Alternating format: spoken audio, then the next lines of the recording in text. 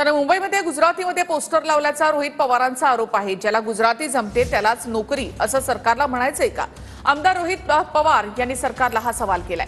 तर लक्षात येताच तात्काळ हे गुजराती बॅनर हटवण्यात आले असं सामंतांनी म्हटलं।